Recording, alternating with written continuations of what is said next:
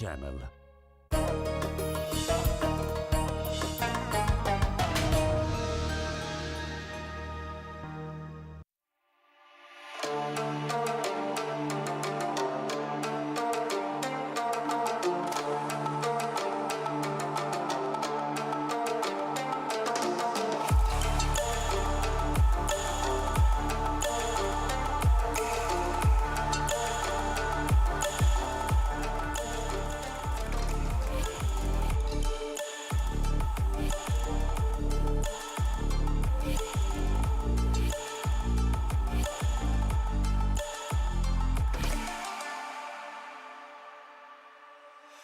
Natural gas और petroleum किसी भी मुल्क के लिए एनर्जी का अहम सोर्स और उसकी इकोनॉमी का अहम हिस्सा होते हैं। पेट्रोलियम प्रोडक्ट्स की डिमांड मुसलसल बढ़ रही है और इसी के चलते इस शोबे में करियर के इम्कानात भी बढ़ रहे हैं। रोजगार से कामयाबी तक के आज के इस एपिसोड के साथ मैं हूं मोहम्मद नौमान। आज की इस पेशकश में हम आईआईपी देहरादून के जरिए जानेंगे कि पेट्रोलियम स्टडीज़ में क्या है करियर के इम्कानात और इस फील्ड में क्या कुछ रिसर्च हो रही है। लेकिन उससे पहले इस पैकेज के ज़रिए आइए डालते हैं नज़र कि क्या है पेट्रोलियम स्टडी और क्या है इस पर होने वाली रिसर्च।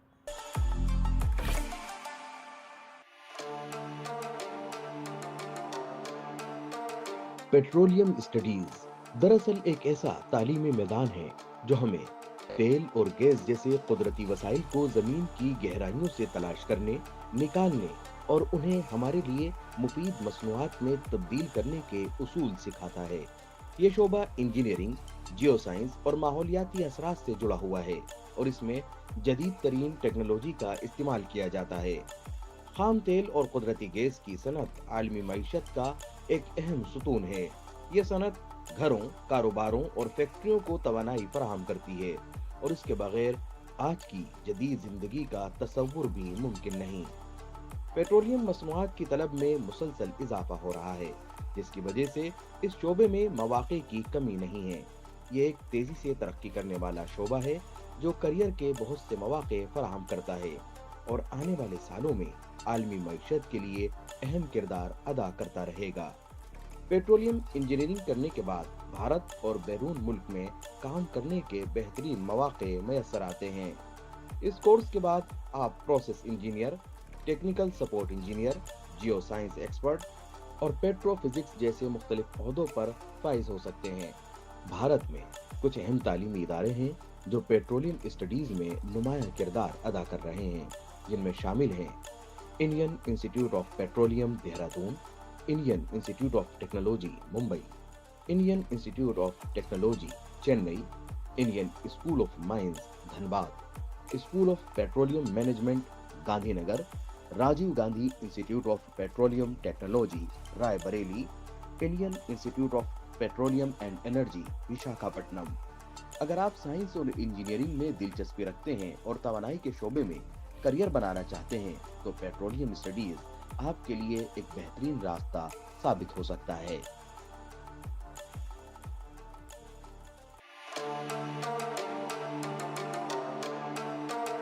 उम्मीद है इस पैकेज के ज़रिए आपने जान लिया होगा कि क्या है पेट्रोलियम स्टडीज़।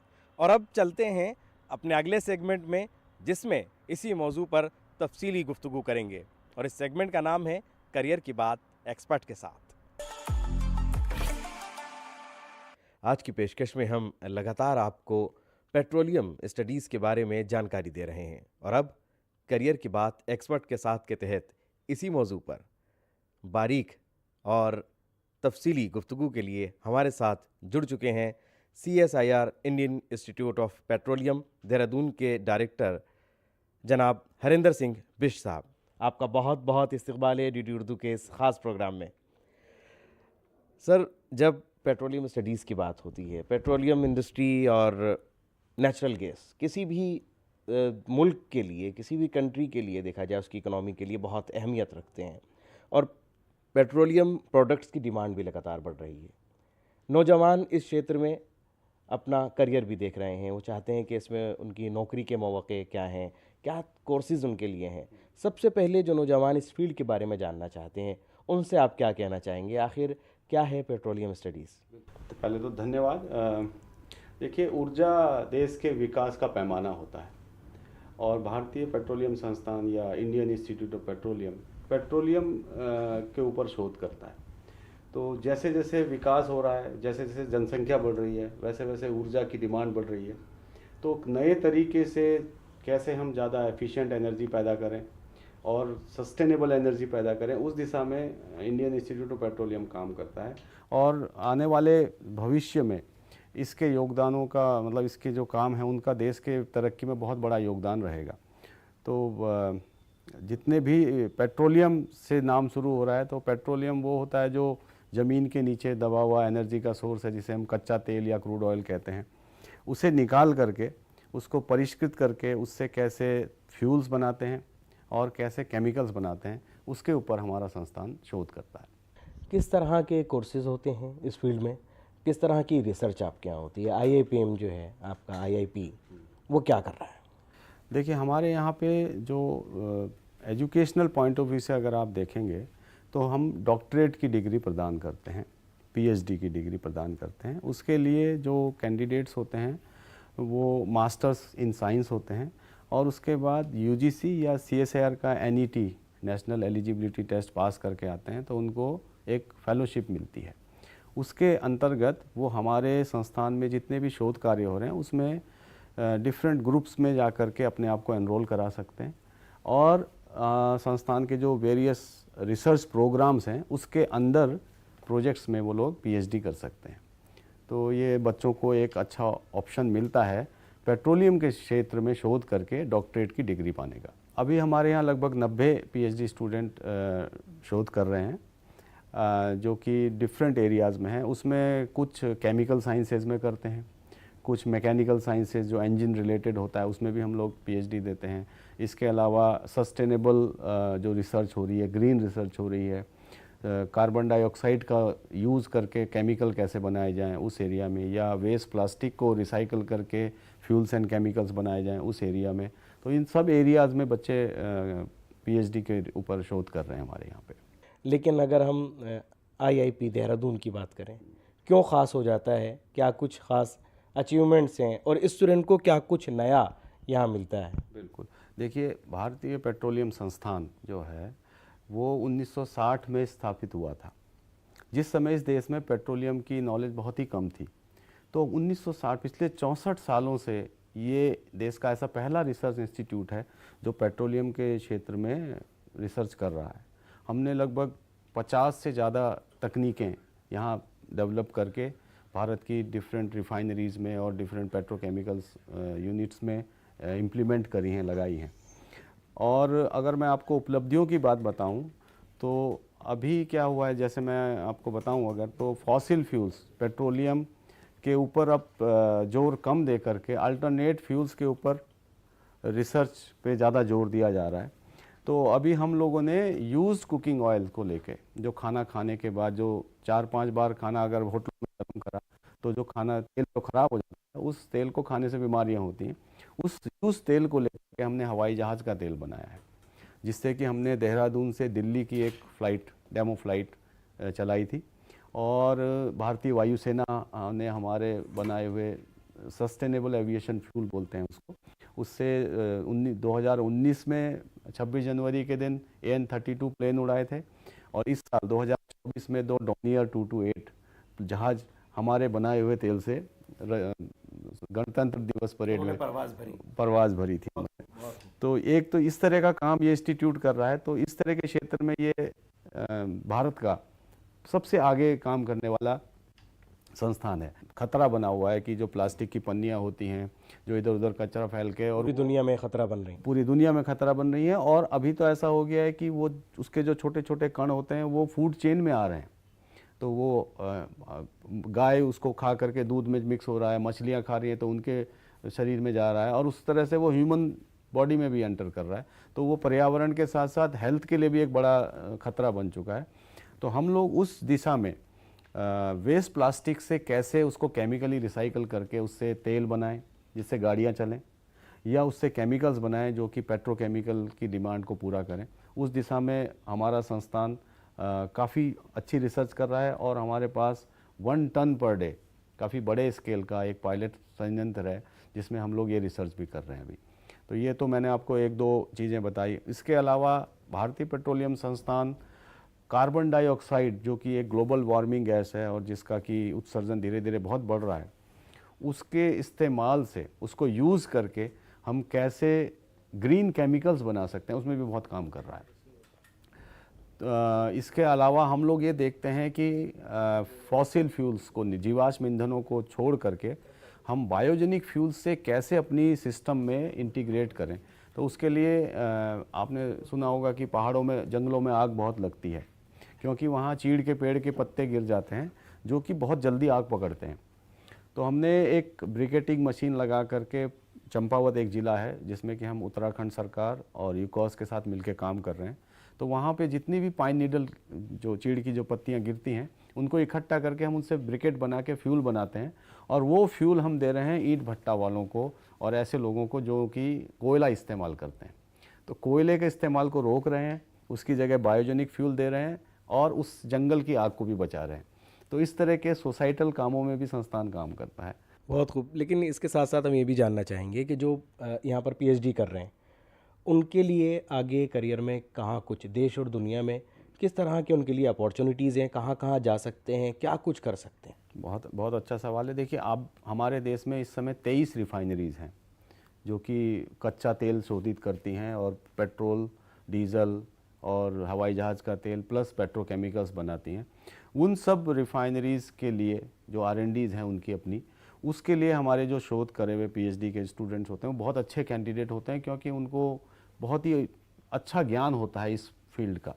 इसके अलावा अभी तो जैसे CO2 यूटिलाइजेशन के लिए जितनी भी हमारी जो बड़े बड़े थर्मल पावर प्लांट्स हैं या जैसे हमारे जो दूसरे पावर बनाने वाले संस्थान हैं, उन लोगों को भी हमारे यहाँ के सीखे हुए लोगों की काफ़ी ज़रूरत होती है। तो और बहुत सारे बच्चे आफ्टर पीएचडी पोस्ट डॉक करने के लिए दूसरे देशों में भी चले जाते हैं, बड़ी बड़ी यूनिवर्सिटीज़ में भी चले। तो उनके पास अगर रिसर्च में करियर आगे बढ़ाना है तो वो पोस्ट डॉक कर सकते हैं, आगे और रिसर्च कर सकते हैं। अगर उनको इंडस्ट्री में जाना है तो देश की रिफाइनरीज़ में और जो थर्मल पावर प्लांट्स हैं या इस तरह की जो दूसरी इंडस्ट्रीज़ हैं, पेट्रोकेमिकल इंडस्ट्रीज़ हैं, वहाँ पे उनके रास्ते खुले हुए होते हैं। तो बहुत अच्छा उनको एक रोज़गार का और भविष्य को आगे बढ़ाने का एक साधन बनता है अगर वो यहाँ से डॉक्टरेट की डिग्री लेते हैं तो। यानी यहाँ से उनके पास निकलने के बाद बहुत सारे रास्ते हैं। यहाँ कुछ और भी सवाल हैं जिनको हम चर्चा करेंगे, जिस पर बातचीत करेंगे, क्योंकि जब बात पढ़ाई की होती है वो एक सिलसिला अलग होता है और जब बात नौकरी की होती है तो उस ताल्लुक़ से भी हमें गुफ्तगू करनी ज़रूरी है। किस तरह की अपॉर्चुनिटीज़ IIP में नए जवानों के लिए, उन लोगों के लिए जिन्होंने अभी 12th पास की है या जो अभी ग्रेजुएट हैं या उसके बाद जो मास्टर्स कर चुके हैं?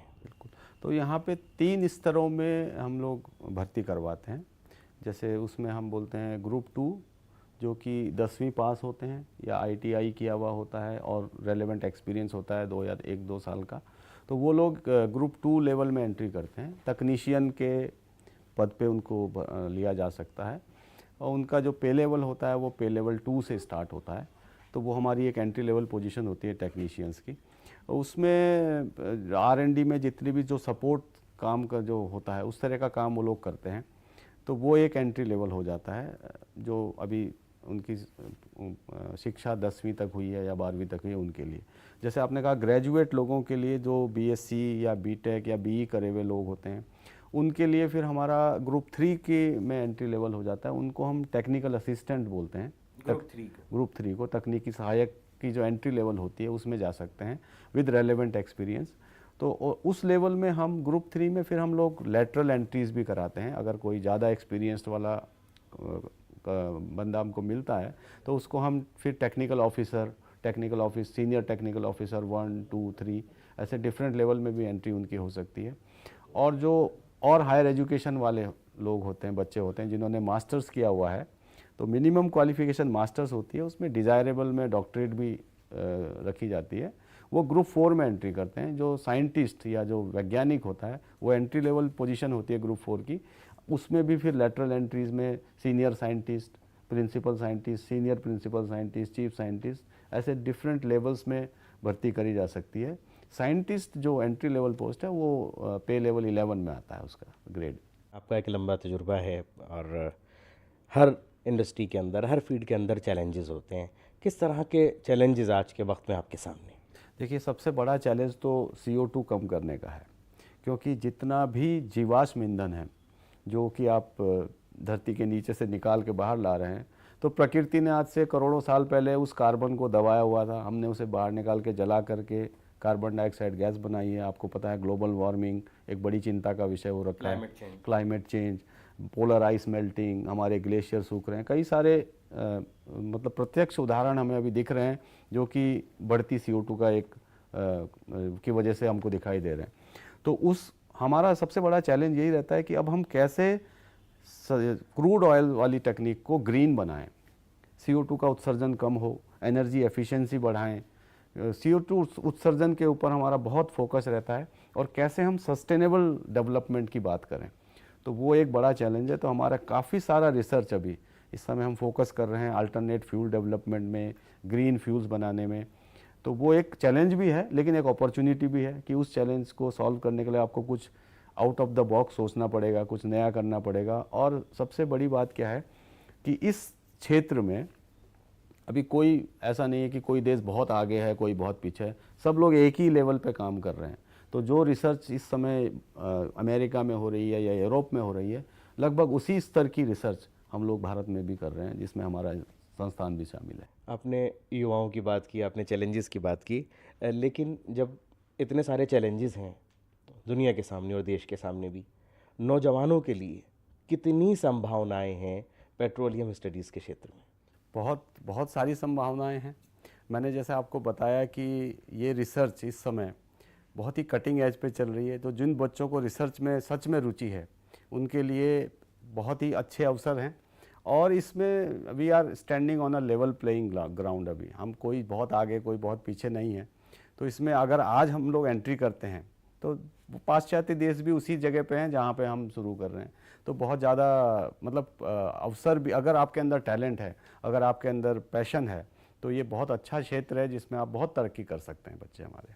क्या भारत के अलावा भी दूसरे देशों में इसी फील्ड के अंदर और मौके हैं उन स्टूडेंट के लिए जो इस फील्ड के अंदर स्टडी कर रहे हैं? बिल्कुल बिल्कुल, बहुत सारे बच्चे जो यहाँ से PhD करके जाते हैं वो अधिकतर कई सारे देशों में जाके पोस्ट डॉक्टरल रिसर्च में ज्वाइन करते हैं, बड़े बड़े ग्रुपों में ज्वाइन करते हैं। अच्छे जो नामी गिरामी प्रोफेसर्स हैं उनके साथ जाके काम कर रहे हैं। और बहुत सारे बच्चे जो यहाँ से PhD करके गए हैं वो USA, यूरोप में जाके सेटल हो गए हैं। उन्होंने तो वहाँ जाके अपना रिसर्च ग्रुप बना लिया है काफ़ी बड़ा बड़ा। तो बच्चों के ऊपर बहुत सारे मतलब अपॉर्चुनिटीज़ तो मिलेंगी उनको अगर उन्होंने इस क्षेत्र में PhD करी है तो। कि जो नौजवान इस फील्ड में करियर की तलाश कर रहे हैं, इस फील्ड के अंदर कहीं ना कहीं स्टडी हासिल करना चाहते हैं या चाहते हैं कहीं उनको एक अच्छा रोज़गार मिले, उनके लिए क्या मैसेज देना चाहेंगे? देखिए, एक तो आप हमारी वेबसाइट्स को और एम्प्लॉयमेंट न्यूज़ को देखते रहिए, क्योंकि हम लोग PhD पोजीशंस के लिए या हमारा जो रेगुलर एम्प्लॉयमेंट के लिए जो भी पोजीशंस निकलती हैं उनका प्रचार वहाँ उसके माध्यम से करते हैं। संस्थान की वेबसाइट में भी जाके देखा जा सकता है।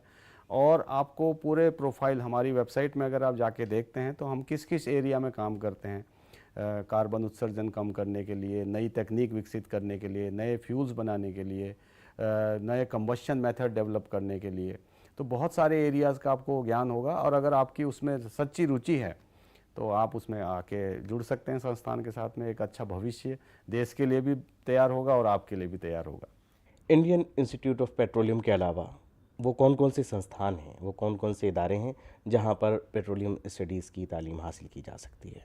देखिए, इसके अलावा देहरादून में ही एक university of Petroleum and energy studies है जहाँ पर भी पेट्रोलियम के ऊपर और एनर्जी के ऊपर अच्छा काम हो रहा है। इसके अलावा हमारे एनर्जी से रिलेटेड CSIR की दूसरी लेबोरेटरी सिम्फर है जो धनबाद में है। वहाँ पे कोल रिसर्च, कोल के ऊपर और फ्यूल के ऊपर रिसर्च होती है।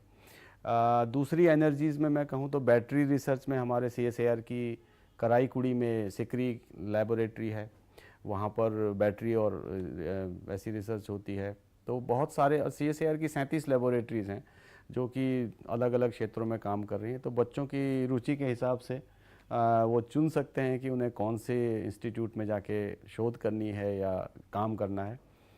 बहुत अच्छे मौके हैं और अभी देश का बहुत बड़ा फोकस है रिसर्च एंड डेवलपमेंट में। आपने देखा होगा प्रधानमंत्री जी ने एक बहुत बड़ा फंड क्रिएट किया है कि देश में शोध को बढ़ावा मिले। तो आने वाले समय में और अच्छी मौके रोज़गार के भी और रिसर्च के भी बच्चों को मिलेंगे। आने वाले समय में रोज़गार के भी और रिसर्च के भी मौके मिलेंगे। बहुत बड़ा देश है, बहुत मौके हैं, बहुत बड़ी फील्ड है। आपने डीडी उर्दू से इस मौजू पर बातचीत की, उसके लिए आपका बहुत बहुत शुक्रिया। आपका भी बहुत बहुत शुक्रिया। नमस्कार।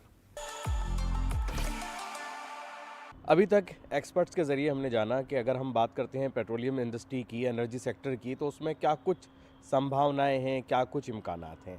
अब स्टूडेंट्स से जानने की कोशिश करेंगे कि उनके लिए आईआईपी देहरादून क्यों ख़ास है, वो यहाँ से क्या कर रहे हैं और आगे अपना फ्यूचर कहाँ देखते हैं। जी, क्या नाम है आपका और आईआईपी से क्या सिलसिला है आपका? मैं सद्भावना दुबे हूँ। I am working under the supervision of doctor Ashish Kumar. और as we know the government of India is moving toward the energy और gas based economy and its target to up to 15% as it is currently 6.3%. So the industries are moving towards the subsea zones wherein that pipeline conditions are at high risk of gas hydrate formations, which cause in the plugging of pipelines. Industries are using the chemicals which inhibit the gas hydrate formation, which they used it approx 30 to 25%. But here in IIP we are developing a chemical which do like the stop the plugging of pipelines at very low concentration, that is 0.18%. So herein which leads to the great production or inhibits the gas hydrate formation in the pipelines. जी, आपका क्या नाम है और क्या सिलसिला है आपका IIP से? Hello sir, myself Kirti Chabra. I am third year PhD student working under Dr. Om P. Khatri here at Indian Institute of Petroleum. Sir, मेरा काम है to develop the anode materials using activated carbon which can be employed as an anode material in the sodium ion batteries. So like our prime minister also, he is focusing on energy, renewable energy these days.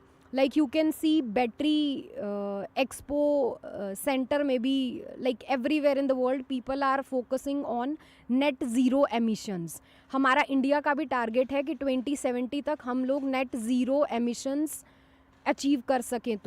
तो sir हम लोग यहाँ पर anode material बनाने पर जोर दे रहे हैं यूजिंग एक्टिवेटेड कार्बन, जिससे हम लोग anode material means as a use कर सकें in the sodium ion batteries. So people are also working here in supercapacitor field and other like lithium sulfur batteries, lithium ion batteries. तो उससे आगे अभी हम लोग सोडियम आयन बैटरी पे आगे जा रहे हैं, क्योंकि जो हमारे लिथियम रिजर्व्स हैं वो काफ़ी ही लिमिटेड रह गए हैं इंडिया में. So that is the reason people are now moving on to the cheap sources, चाहे उसमें फिर आपका मैग्नीशियम आए, पोटेशियम आए, और ये हैं भी ईजिली अवेलेबल भी हैं in comparison to the lithium. So we are now moving on to the sodium ion batteries. So that is my work here. जी, आपका वर्क है और आपका वर्क अच्छा है जहाँ पर आप काम कर रहे हैं. मुझे लगता है देश के लिए भी ये काम में आने वाली चीज़ है और आपके लिए भी काम में आएगा. जी, आप क्या कर रहे हैं यहाँ पर और क्या फील्ड है आपकी? मेरा नाम मृणालिनी जयाल है. मैं डॉक्टर देबाशीष घोष सर के अंडर के सुपरविजन में काम करती हूँ. मेरा काम बेसिकली ओलिजिनस ईस्ट पे है. हम जो हमारा डिवीज़न है it is material resource efficiency division. तो हमारा बेसिकली जो भी एम है कि जो भी वेस्ट है उसको हम कैसे वेल्थ में कन्वर्ट करें. तो हम microorganism, we have different types of microorganisms here. So we utilize them, these microorganisms will utilize the waste and we convert them into value added products. तो basically जो मेरा काम है, जो हमारा, जैसे आपको पता ही है कि जो हमारा इंस्टीट्यूट है वो पेट्रोलियम प्रोडक्ट से डील करता है. तो हमने जो ईस्ट आइसोलेट किया है वो एक ऑयल डंपिंग शेड से आइसोलेट किया था. मतलब वो ऑयल पे ही फीड करता है and it accumulates oil inside it. तो उसकी बहुत सारी प्रॉपर्टीज़ होती हैं जो हम as a edible oil blend भी यूज़ किया जा सकता है और एज अ बायोडीज़ल प्रॉपर्टीज़ भी यूज़ की जा सकती हैं. बट इस ओलिजिनस ईस्ट की ये ख़ास बात है कि इसका जो कलर है वो है लाल कलर का, red colour. And red colour आपने देखा है कि एक गाजर में भी लाल कलर होता है, और वो एक स्पेसिफिक चीज़ की वजह से होता है, जो जिसके अंदर बहुत सारी एंटी माइक्रोबियल, एंटी ऑक्सीडेंट और एंटी एजिंग प्रॉपर्टीज़ होती हैं। तो मेरा जो वर्क है बेसिकली, जो मेरे जो सीनियर्स हैं उन्होंने ओलेगेनस ईस्ट के ऑयल पे काम करके उसकी प्रॉपर्टीज़ एक्सप्लोर की हैं, and now I am working on the colour part of it. तो मतलब ऑयल तो दे ही रहा है वो, but it is also producing colour which can be extracted, और उसको हम एक क्या कहते हैं, मार्केट में भी हम वो कर सकते, यूज़ में ला सकते हैं। तो अलग अलग फील्ड्स में काम हो रहा है, और जहाँ जितनी भी हमारी फील्ड्स हैं, चाहे वो पेट्रोलियम स्टडीज़ से जुड़ी हुई हों या एनर्जी सेक्टर से, उस पर हमारे रिसर्च स्कॉलर्स यहाँ काम कर रहे हैं, जिनसे अभी ये बातचीत हुई। अब आगे बढ़ते हैं, और अब अगले सेगमेंट में आप ये जान सकेंगे कि इस हफ्ते आप किन किन कोर्सेज़ में दाखिला ले सकते हैं, और वो कौन कौन सी अपॉर्चुनिटीज़ हैं, वो कौन कौन सी जॉब्स हैं जहां आप अप्लाई कर सकते हैं।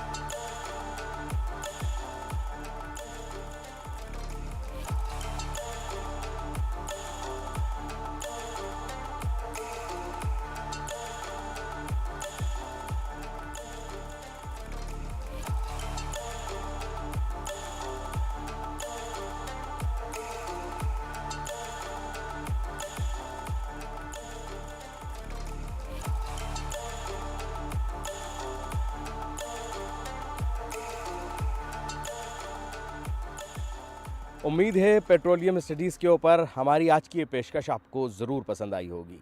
हम यहीं आपसे इजाज़त लेते हैं, लेकिन अगले एपिसोड में आपके करियर से जुड़ी हुई किसी और फील्ड पर बातचीत के साथ फिर हाजिर होंगे। तब तक के लिए हमारी पूरी टीम को दीजिए इजाज़त। खुदा हाफिज़।